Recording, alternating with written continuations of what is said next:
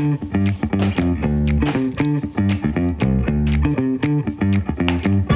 should have probably planned this. I'm gonna let you in on a little secret. This shit is changing my life. Recently, I've been really drawn to analog things. With everything that's going on with AI and digital media, and we don't own anything anymore, and it's just driving me crazy. I have found a passion for wanting to get back to analog things in my life. That's where these little notebooks come in handy. I recently picked up a couple packs of field notes. I also started journaling again. In this video today, I kind of want to talk about my process with all of that and maybe put a few ideas out there in the world that might inspire you to pick up one of these notebooks or go analog and get away from the laptop, which is something I'm trying to do a lot more. If you're new here, what's up? My name's Sean. I make videos about doing creative things and living a creative life. So if you want to come along on the journey, hit that subscribe button because it really helps out the channel. Anyways, let's dive into some notebooks.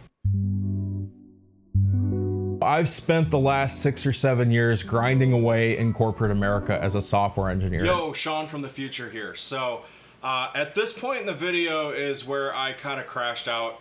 I was just having a rough day. So I wanted to re-record this part of the video telling you about why analog has become so important in my life. I've been experiencing a lot of burnout lately. And if you've ever experienced burnout, you know that it sucks. I've always heard the joke in the industry to go touch some grass.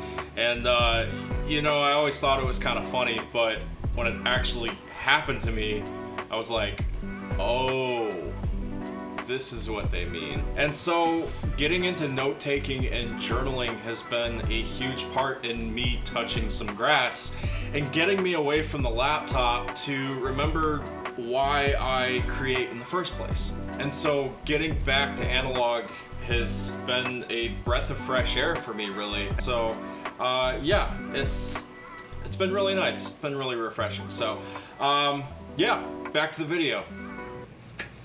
Okay, got my coffee. We're nice and caffeinated. I don't know why I'm throwing notebooks so much today, but we out here. The first type of journaling I want to talk about is morning pages. Morning pages are basically a morning mind dump, which is really helpful for scatterbrained people like myself. Every morning I take a field notes just like this and open it up and just start writing thoughts down. It could be goals I'm setting for the day, to-dos, it could be ideas that I'm having while I'm sipping my morning coffee.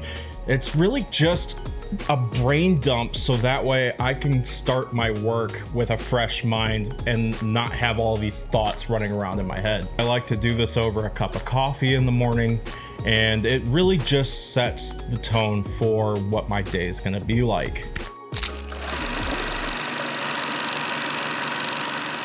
So the second type of journaling that I've got into recently is photo logging. Photo logs are something that I've recently started doing when I'm out doing shoots. And essentially it's just a recollection of your thoughts during the shoot, before, after, a cool shot choice that you did. You know, maybe you got like a really good result out of a 50mm on a car, or you really like the way that the light bounced off of a building while using a 24mm out in the street. I have an entry here from yesterday where I went to my local downtown and did some shooting and was talking about how I was feeling, which was mainly anxious because I'm trying to get better at street photography, and that's one of the feelings that I'm trying to overcome. If you have any advice for that, drop it in the comments, because I'm really trying to become a better street photographer and not worry so much about what other people are thinking as I'm going around shooting.